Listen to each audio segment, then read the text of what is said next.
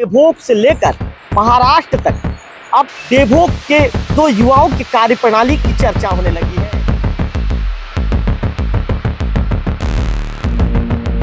Sir मेरे को लगा नहीं था कि मैं वहाँ से 15 किलोमीटर चल पाऊँगा सर, बट अपने खुद पे विश्वास किया तो चल पाया सर मैं। और जो वो बहुत खतरनाक गाँव थे, हमने उनसे जंगलों से और पहाड़ों से हम पार करते करते हम विशालगढ़ पहुँच गए।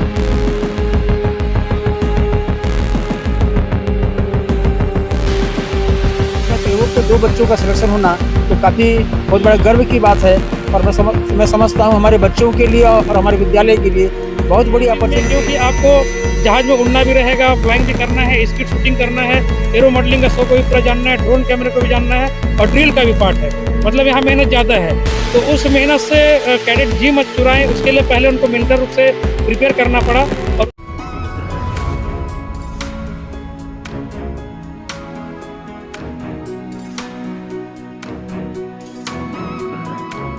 नमस्कार, मैं हूं रवि तिवारी। आप देखना शुरू कर चुके हैं लोकल टीवी। देवभोग के दो युवाओं ने जिस तरह का कार्य करके दिखाया है, निश्चित तौर पर देवभोग से लेकर महाराष्ट्र तक अब देवभोग के दो युवाओं की कार्यप्रणाली की चर्चा होने लगी है। आखिर दो युवा ने क्या करके दिखाया है और देवभोग का नाम उन्होंने महाराष्ट्र तक कैसे स्थापित किया है, राष्ट्रीय स्तर पर उन्होंने देवभोग को कैसे एक मंच दिया है। आज इस बात को लेकर दो युवाओं से लोकल टीवी पूछेगा सवाल और उन्हीं की जुबानी आपको बताएंगे कि आखिर दो युवाओं ने ऐसा क्या कमाल किया है।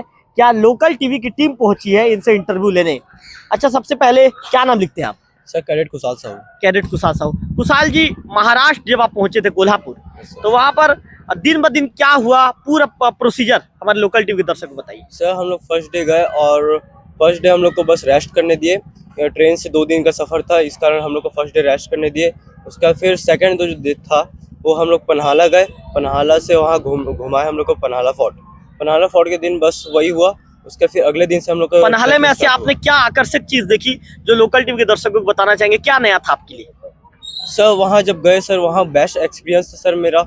और वहाँ जाने के बाद मेरे को फीलिंग हुआ कि जो महाराज शिवाजी थे वो वहाँ रुके थे, और जब सिद्धि जौहर वहाँ घेरा बना लिए थे सर, तो वहाँ उनको ऐसे मजबूरी पड़ गया कि वहाँ से निकलना पड़ा। जी, कैसा था, मतलब जो ऐसा सिद्धि जौहर के विषय में बता रहे हैं, कैसा है उस वहाँ पर जब आप घूमे तो उस पल के विषय में आप कैसे व्याख्यान करना चाहेंगे, कैसे बताना चाहेंगे? सर वहाँ जब घूमे हम लोग तो सर मेरे को फीलिंग हुआ कि यहाँ भी शिवाजी जो महाराज थे वो रुके हुए थे। कितने दिन का ट्रैकिंग था? ट्रैकिंग के दौरान क्या क्या चीज़ें आप लोग के साथ हुई? सर ट्रैकिंग के दौरान हम लोग को जब जो फॉरेस्ट में घुमाए हम लोग को, तो वहाँ एनिमल्स थे सर, एनिमल्स देखने को मिला। और बस सर यही।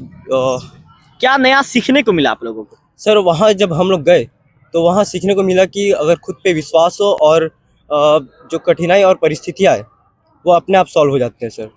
आपके प्रिंसिपल सर और सोनी सर ने आपको जिस टाइप का माहौल दिया, लगभग कितने सालों की अथक मेहनत के बाद आप लोग वहाँ तक पहुँचे? सर 2 साल का मेहनत लगा सर। 2 साल की मेहनत। ट्रैकिंग के दौरान क्या क्या चीजें हुई दिन ब दिन, उसे बताइए। सर ट्रैकिंग के दौरान पहले दिन क्या हुआ? सर पहले दिन हम लोग पन्हाला से बम्बावड़े गए सर। बम्बावड़े का रास्ता जो था 15 किलोमीटर का था सर। कैसा था रास्ता? सर रास्ता बड़ा कठिनाई था सर। जो जंगल था सर, वहाँ ढलान था सर और पत्थर था सर रास्ता, तो वहाँ थोड़ा खतरा था सर जाने आने में। कितना चुनौतीपूर्ण था रास्ते को पार करना? सर मेरे को लगा नहीं था कि मैं वहाँ से 15 किलोमीटर चल पाऊँगा सर, बट अपने खुद पे विश्वास किया तो चल पाया सर मैं। और जो वो बहुत खतरनाक था सर वो रास्ता। रास्ते में जब आपने चलना शुरू किया तो ऐसी कौन सी बातें थी जो सबसे पहले आपके दिमाग को क्लिक कर गई? सर जब रास्ता चलना शुरू किया तो वहाँ जो ऑफिसर्स थे सर, वो बोले कि खुद पर विश्वास रखो सर, और सब जितना भी मुसीबत आई सर वो सब अपने आप पार हो गई सर। क्या नया अनुभव सीखने को मिला? सर वहाँ गए तो सर अपना लीडरशिप का क्वालिटी हमने इम्प्रूव किया, और सर लोग भी बताते सर कि अपने ऊपर खुद पर विश्वास रखो सर। क्या आने वाले दिनों में राष्ट्रीय स्तर पर यदि और भी मौका मिलता है तो क्या आप तैयार हैं? यस सर, तैयार हूँ सर। पूरी तरह से तैयार हैं? Yes sir. और कुछ क्या कहना चाहेंगे जो आपके एनसीसी के और भी स्टूडेंट हैं, कैडर हैं, उन्हें क्या बताना चाहेंगे? सर उन्हें बताना चाहूँगा कि खुद पर विश्वास रखो और जितना भी कैंप आए सर सब में जाओ। चलिए कुशाल जी, बिल्कुल आपने बहुत अच्छी बातों को लोकल टीम में बताया। आप क्या नाम लिखते हैं? कैडेट रौनक देवांगन। रौनक जी, पहले दिन के विषय में तो कुशाल जी ने बता दिया है, दूसरे दिन के विषय में बताइए क्या हुआ। देखिए, दूसरे दिन हम बमबाड़ी पहुँचे और हम बमबाड़ी में रुके और हमारे एक जो यूनिवर्सिटी है हमने वहाँ पे नाइट स्टे किया। और हम दूसरे दिन वहाँ पे हमने ट्रैकिंग था, उसके अगले दिन हमने मलकापुर गए।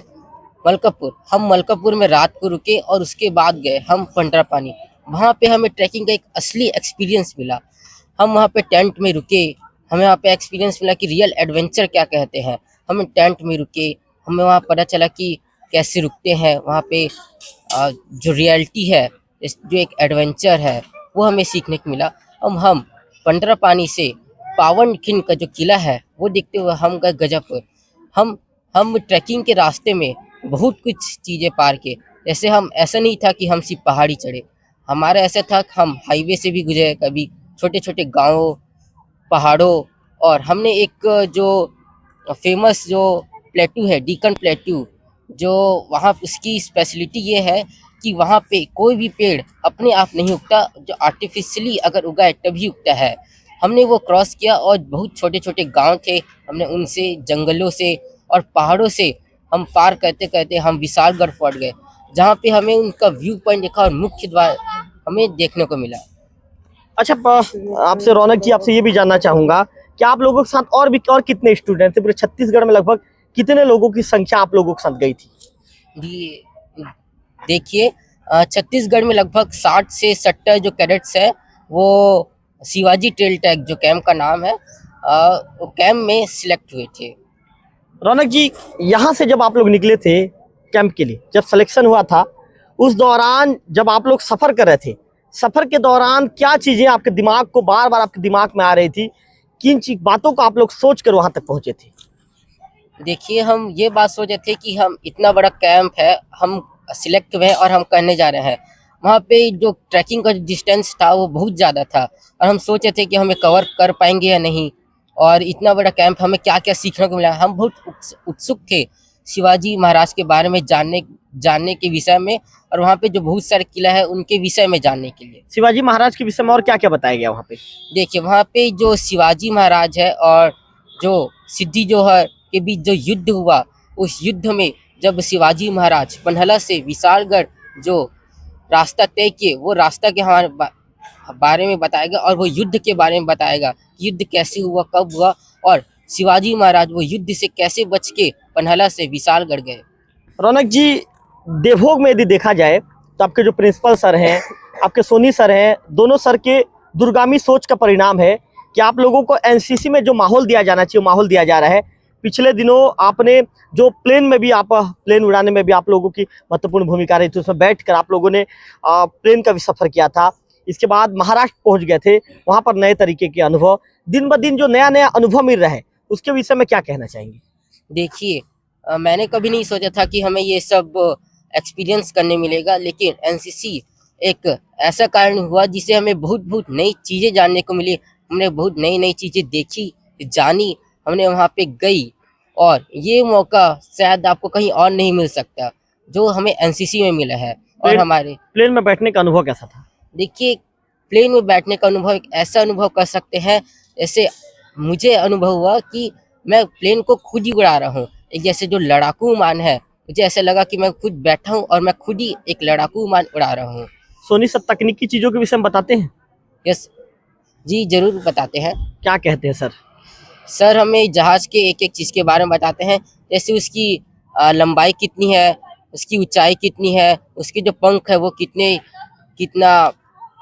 इसकी सरफेस कितनी है, ये सब सभी चीज़ें टेक्निकल्स बताते हैं। आने वाले दिनों में क्या करना चाहेंगे? क्या प्लानिंग है आपकी, मतलब अपना एम क्या आपका? देखिए, एम वही है कि एनडीए का जो एग्ज़ाम रहता है और उसके जरिए एसएसबी इंटरव्यू के जरिए एक फाइटर पायलट बने, और अभी फ़िलहाल में जितनी चीज़ें हम जो कर सकते हैं वो हम करें। चलिए रौनक जी, बिल्कुल बहुत अच्छी बात की। आपका एम क्या, आपका उद्देश्य क्या आने वाले दिनों में? सर मेरे को भी ऑफिसर बनना है सर, फाइटर पायलट चलाने से मेरे को भी। बिल्कुल देश की सेवा करनी है। Yes sir. चलिए, बिल्कुल बहुत अच्छी बातों को आपने कहा। अब सीधे प्रिंसिपल सर से बातचीत करेंगे।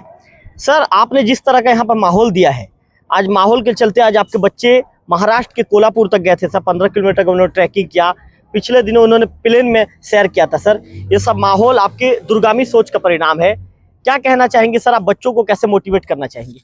मैं बहुत खुशी महसूस कर रहा हूँ कि गरियाबंद ज़िले में एनसीसी केवल हमारे विद्यालय को इसका सौभाग्य प्राप्त हुआ, और अभी विगत 1 साल से हमारे बच्चे चाहे रायपुर में ट्रैकिंग का ट्रेनिंग हो, चाहे महाराष्ट्र कोल्हापुर में इन्होंने अभी एनसीसी के कैंप में इनका सिलेक्शन हुआ था, जो छत्तीसगढ़ से मुश्किल से 50-60 लोग गए थे। उस बीच में देवोग के 2 बच्चों का सिलेक्शन होना ये काफ़ी बहुत बड़ा गर्व की बात है, और मैं समझता हूँ हमारे बच्चों के लिए और हमारे विद्यालय के लिए बहुत बड़ी अपॉर्चुनिटी है। साथ ही मैं आपके चैनल को विशेष धन्यवाद देना चाहूँगा कि हमारे देहात के इन बच्चों को आप अपने चैनल के माध्यम से प्रसारित कर रहे हैं, और पूरे छत्तीसगढ़ में ये जानकारी सभी लोगों को दिया जा रहा है कि देवोग में भी 2 बच्चों का सिलेक्शन एनसीसी के लिए हुआ था। सर आने वाले दिनों में क्या कुछ नया प्लानिंग कर रहे हैं बच्चों के लिए आप, और भी कुछ नया? हाँ, एनसीसी में हमारे बच्चे दिनों दिन बढ़ते जा रहे हैं। जैसे इस वर्ष 40 का हमारा स्ट्रेंथ है, आने वाले वर्षों के लिए अभी 20-25 विद्यार्थी फिर तैयार हो गए हैं। तो हम लोग रायपुर से सब जानकारी लेते हुए विद्यार्थियों की संख्या बढ़ाएंगे। चलिए, सर ने बहुत अच्छी बात कही कि रायपुर से जानकारी लेकर विद्यार्थियों की संख्या और बढ़ाई जाएगा। सर आपने जितना मेहनत किया है, आज आपकी मेहनत का परिणाम सामने है। आपके 2 बच्चों ने जिस तरह सिलेक्शन भी हुआ सर, महाराष्ट्र में जाकर 15 किलोमीटर दूर, जैसा बता रहे थे कि जिस तरह का रास्ता था वहाँ पर ट्रैकिंग करना काफ़ी चुनौती थी, चुनौती भरे उस सफ़र को पार किया और निश्चित तौर पर वापस लौट आए हैं सफलपूर्वक। क्या कहना चाहेंगे सर, इनके पीछे आपको कितना मेहनत करना पड़ता है सर, कितना आपके अपने आप को आपको झोंकना पड़ता है? जी, एक कैडेट को नॉर्मल ज़िंदगी से कैडेट का जो लाइफ है उस रूटीन में लाने के लिए लगभग आपका 5 से 6 महीने का समय हमको लग जाता है तिवारी जी, क्योंकि एक नॉर्मल ज़िंदगी में आपका रूटीन अव्यवस्थित रहता है और यहाँ आपको रूटीन पूरा व्यवस्थित करना पड़ता है। सभी चीज़ों को कैडेट खुद ही करते हैं, तो उनको एक निश्चित रूप से प्लेटफॉर्म देना, उस प्लेटफॉर्म के अनुसार उनको संयोजित करना अपने आप में काफ़ी मेहनत भरा काम है।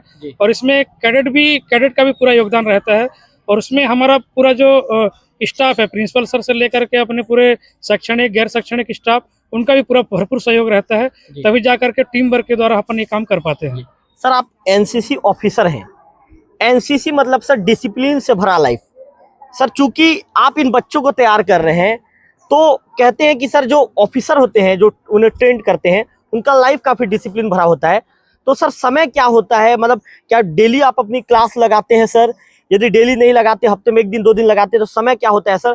और आपके लाइफ में डिसीजन कितना है, और उस डिसीजन को बच्चों तक आप कैसे फॉलो करते हैं? मैंने एक ही सवाल में 4 सवाल पूछा है सर आपसे, और चारों सवाल का जवाब इसी सवाल में चाहूँगा। जी, हम लोग का जो क्लास है सर, वो साल भर का क्लास का निश्चित टाइमिंग रहता है कि आपको 120 घंटे की क्लास लगानी है जी। वो 120 घंटे को आप कैसे कवर करते हैं, वो हमारे स्टाफ के ऊपर और हमारे ऊपर निर्भर करता है कि हम क्लास हो सकता है कि सप्ताह में 3 बार भी लगाएं, 2 बार भी लगाएं। अभी जो हमारा क्लास चल रहा है, क्योंकि हमको दिसंबर तक के कोर्स पूरा कंप्लीट करना है, तो हमारा क्लास सप्ताह में 2 बार भी आयोजित हो रहा है। और कभी कभी जैसे मान लीजिए हम लोग का कैंप लग गया जगदलपुर में, या आपका माना में, या कहीं और कहीं कैंप लग जाता है, तब उस कंडीशन में केवल संडे को ही क्लास लगता है। इसका समय आपका मॉर्निंग हमारा 7:30 से चालू होकर के 11:30 तक के आपका क्लास चलता है जी। और जहाँ जो आपका सेकंड सवाल था कि आपका रूटीन कैसे रहता है, तो हम लोग का routine same as it is रहता है सर, क्योंकि इसमें जो कैडेट है, क्योंकि किसी भी काम को आपको आदत बनाने के लिए आपको 21 दिन यदि आप उसमें मेहनत करते हैं, तो वो आपके हैबिट में आपका कन्वर्ट हो जाता है जी। तो उनको हैबिट बनाने के लिए है पूरा इस तरह का संयोजन किया जाता है, और जिसमें पूर्णतः भागीदारी हम लोग की रहती है। उनके सभी क्लास में ड्रिल हो गया, आपका स्टडी मटेरियल से हो गए, और जो आगे का आपका जो 3CG air student NCC unit Raipur है, वहाँ से पूरा जो फॉलोअप हमको मिलते रहता है। उनके पूरे गाइडलाइन के अकॉर्डिंग हम लोग का पूरा जो सिलेबस है कवर होता है, और उस सिलेबस को कवर करने के लिए जो हमारा 120 घंटे का समय है, उसमें हमारे PI स्टाफ हैं जो रायपुर के, उनका भी पूरा भरपूर योगदान रहता है, जिसमें हमारे ड्रिल के जो इंस्ट्रक्टर हैं, कॉर्पोरल और सर्जेंट हैं, और आपका लॉजिस्टिक्स के सर्जेंट हैं, और आपके विपन के हैं, और आपका टेक्निकल जो स्टाफ है, उनका पूरा गाइडलाइन हमको मिलता है। तो उसी के अकॉर्डिंग यहाँ पर पूरा क्लासेस वगैरह चलते हैं। सर एक समय में मैंने देखा था, चूँकि हमने भी यहाँ पर पढ़ाई की है, हमारा भी बचपन यहाँ से गुजरा है, 6वीं से 12th तक हमने पढ़ाई की है, लेकिन सर जिस तरह का माहौल एनसीसी को लेकर मिलना चाहिए था, वैसा माहौल नहीं मिल पाया था। सर जब स्टार्टिंग के दिनों में आप यहाँ पर आए, तो चूँकि बच्चों के लिए नया था, तो बच्चों के अंदर कॉन्फिडेंस लाने के लिए सोनी सर को कितना मेहनत करना पड़ा? जी जी। छत्तीसगढ़ के बच्चों का, मैं अपने यहाँ के बच्चों की बात नहीं कर रहा हूँ तिवारी जी, छत्तीसगढ़ के बच्चों का जो सबसे वीक पॉइंट है कि वो बहुत ज़्यादा शर्माते बहुत हैं। तो उस शर्माहट के कारण ही वो किसी भी चीज़ को आगे लाने में हिचकिचाहट महसूस करते हैं। तो सबसे पहले मेरे को फेस करना पड़ा कि उनके शर्माहट को दूर किया जाए, और उस चीज़ों को दूर करने के बाद उनको एनसीसी के जो बेनिफिट्स हैं, क्योंकि हमारे यहाँ पूरे छत्तीसगढ़ में ऑल इंडिया लेवल पे इस समय से एनसीसी का संगठन चालू हुआ 15 जुलाई 1948 से। तब से आपका नेवल विंग, एयर विंग और आपका आर्मी विंग, तीनों विंग संचालित है। हमारे यहाँ वायुसेना का जो एयर विंग है वो संचालित है। तो यहाँ के एयर विंग में क्योंकि आपको जहाज में उड़ना भी रहेगा, फ्लाइंग भी करना है, स्किट शूटिंग करना है, एरो मॉडलिंग का शो को भी पूरा जानना है, ड्रोन कैमरे को भी जानना है, और ड्रिल का भी पार्ट है। मतलब यहाँ मेहनत ज़्यादा है। तो उस मेहनत से कैडेट जी मत चुराएं, उसके लिए पहले उनको मिलिट्री रूप से प्रिपेयर करना पड़ा, और उसके अकॉर्डिंग उनको जो स्लाइड्स वगैरह है, पीपीटी वगैरह है, उनको दे करके फिर आपका सभी चीज़ों को ध्यान देना पड़ा। जी सर, आपसे एक अंतिम सवाल, आने वाले दिनों में क्या बच्चों के लिए कुछ नया करने जा रहे हैं एनसीसी में? क्या नए प्रयोग करने जा रहे हैं? क्योंकि सर आपका जो भी प्रयोग है यहाँ पे सफल साबित हो रहा है जमीनी स्तर पे। तो सोनी सर के दिमाग में कोई प्लानिंग है क्या? प्रिंसिपल सर के साथ मिलकर कोई बातचीत हुई है क्या कि एनसीसी के लिए बच्चों के लिए कुछ नया करेंगे? जी जी। अभी हम लोगों ने एनसीसी के लिए विशेष सोच के द्वारा ये डिसीजन लिया है कि जैसे बच्चे पास आउट हो जाते हैं एनसीसी के बाद, क्योंकि 2 साल का एक कोर्स है, तो इस 2 साल के कोर्स के बाद उनको आगे जो प्लेटफॉर्म मिले, जैसे अभी रौनक देवांगन खुशहाल साहू ने कहा कि हम लोग नेशनल डिफेंस एकेडमी खड़गवासला का जो एग्जाम होता है वो अपन क्वालिफाई करना चाहते हैं। तो मैंने यही सेम बात सीएम साहब के सामने रखी बीच में, अभी जब जगदलपुर में हुआ था, तो तुरंत उन्होंने संज्ञान लेते हुए जो हमारा जो ग्रुप हेडक्वार्टर है रायपुर का, ब्रिगेडियर डी के पात्र उसके इंचार्ज हैं, उनके माध्यम से जब उन्होंने मुझे बुलाया और मैंने उनके सामने बात रखी कि सर हमारे यहाँ कुछ ऐसा प्लेटफॉर्म दिया जाए जिसमें आपका नेशनल डिफेंस एकेडमी के माध्यम से जो सर्विस सिलेक्शन बोर्ड का जो आपका इंटरव्यू होता है उस इंटरव्यू की तैयारी किया जाए। तो उन्होंने जल्द ही उस पर त्वरित संज्ञान लेते हुए आपका इसी साल से आपका एसएसबी का भी कोचिंग उन्होंने चालू कर दिया है।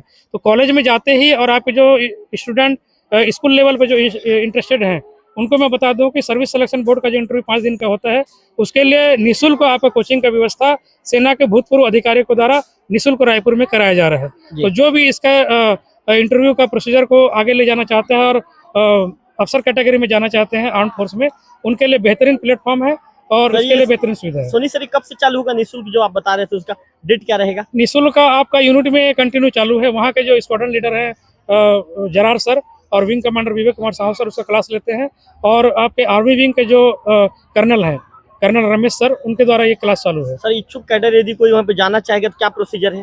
प्रोसीजर है कि वो हमारे एनसीसी का जो हमारे देखो का जो यूनिट है उनके माध्यम से अपना नाम को यहाँ पर आवेदन दे, और उसके नाम का अकॉर्डिंग रिक्रूटमेंट करके अपन लोग आगे भेजेंगे, और वहाँ फिर 1 दिन का इंटरव्यू होगा और उसके बाद उनको फिर क्लास में बैठाया जाएगा। सर पूर्व छात्र भी इसमें शामिल हो सकते हैं? जी जी, पूर्व छात्र भी शामिल हो सकते हैं। एसएसबी का इंटरव्यू स्कूल लेवल पे एनडीए लेवल का होता है, और आपका कॉलेज वाले जो स्टूडेंट है जो कंबाइंड डिफेंस सर्विस एग्जाम में जाना चाहते हैं उनके लिए भी सेम फॉलो अप है।